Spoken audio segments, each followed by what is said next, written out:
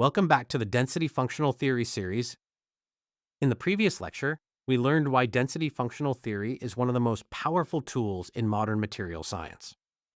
We saw how DFT allows us to predict material properties from first principles and why it has become indispensable in physics, chemistry, and engineering. But before we can understand DFT itself, we must first understand the fundamental problem it was designed to solve. In this lecture, we will explore the famous many-body problem and one of the most important approximations in quantum mechanics, the Born-Oppenheimer Approximation. These ideas form the foundation of almost every modern electronic structure. Calculation. Let us begin with a simple question. What is a material? Whether we consider a semiconductor chip, a solar cell, a battery material, or a biomaterial, every material is ultimately composed of atoms. And every atom consists of two basic components: a nucleus containing protons and neutrons, electrons surrounding that nucleus. Now, here is the key insight. Almost all observable properties of materials, such as conductivity, magnetism, optical absorption, and chemical bonding, are determined primarily by the behavior of electrons.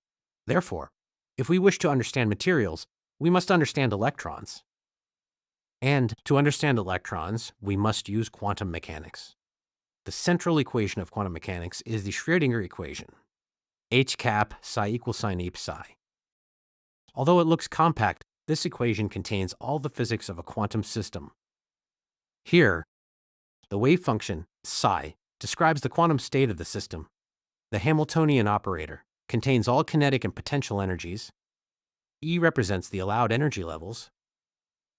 If we can solve this equation exactly, we can determine essentially every property of the system. For a single particle, this is often possible. However, for real materials, things become dramatically more complicated. Consider the hydrogen atom. Hydrogen contains only one proton and one electron. Because only a single electron is involved, the Schrödinger equation can be solved exactly. The result gives us precise energy levels, exact wave functions, and a complete understanding of the atom. This is one of the great successes of quantum mechanics. For simple systems, the theory works beautifully. Unfortunately, real materials are not made of isolated hydrogen atoms. They contain enormous numbers of particles. Now let us move from a single atom to a real material. In a crystal, billions upon billions of particles interact simultaneously.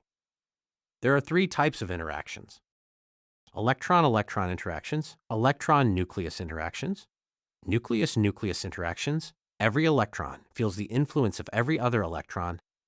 Every nucleus influences every electron, and every nucleus also interacts with every other nucleus. The system becomes an enormous network of coupled interactions. This complexity is known as the many-body problem, and it is one of the greatest challenges in computational physics. To appreciate the difficulty, consider the scale involved. A tiny piece of material may contain roughly 10 to 3 particles. That is a 1 followed by 23 zeros.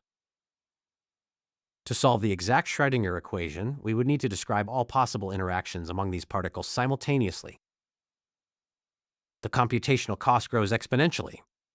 Even the most powerful supercomputers cannot solve the exact many-body problem for real materials. The mathematics becomes overwhelmingly large. At this point, it seems that quantum mechanics has given us the correct equation but no practical way to solve it. Fortunately, nature provides a shortcut. The key observation is that electrons are extremely light. A nucleus is thousands of times heavier than an electron. Because electrons are so light, they move much more rapidly. Nuclei, in comparison, move relatively slowly.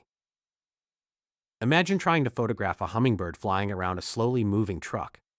The hummingbird changes position many times before the truck noticeably moves. A similar situation occurs inside materials. Electrons adjust almost instantly to the positions of the nuclei. This separation of timescales is the crucial insight that allows us to simplify the problem. This insight leads to the Born-Oppenheimer Approximation, proposed by Max Born and J. Robert Oppenheimer in 1927. This approximation forms the basis of most electronic structure. Calculations. The idea is remarkably simple. Instead of solving for electrons and nuclei simultaneously, we separate their motions. We assume that the nuclei are temporarily fixed in space. Then we solve the electronic problem in the field created by those stationary nuclei. Because electrons move much faster, they quickly adapt to any nuclear configuration. After solving for the electrons, we can then consider how the nuclei move. This approximation transforms a nearly impossible problem into one that can actually be solved. Without Born Oppenheimer, modern computational materials science would simply not exist. Let us summarize what has happened. We started with the many-body problem. Then we applied the Born-Oppenheimer approximation. This reduced the coupled electron nucleus problem into a much simpler electronic problem. And that electronic problem can be tackled using computational methods. This simplification is the first major step toward practical quantum simulations. It does not solve everything, but it reduces the complexity enough that meaningful calculations become possible.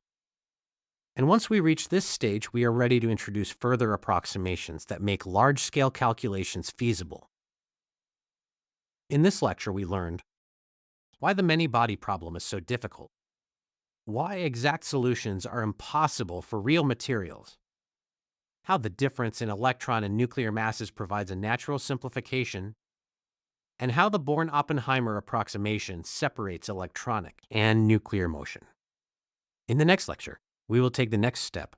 We will study the Hartree approximation and the concept of the self-consistent field cycle.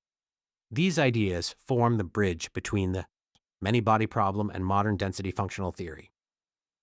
Thank you for watching. If you found this lecture useful, please like, share, and subscribe to follow the complete DFT series. See you in the next lecture.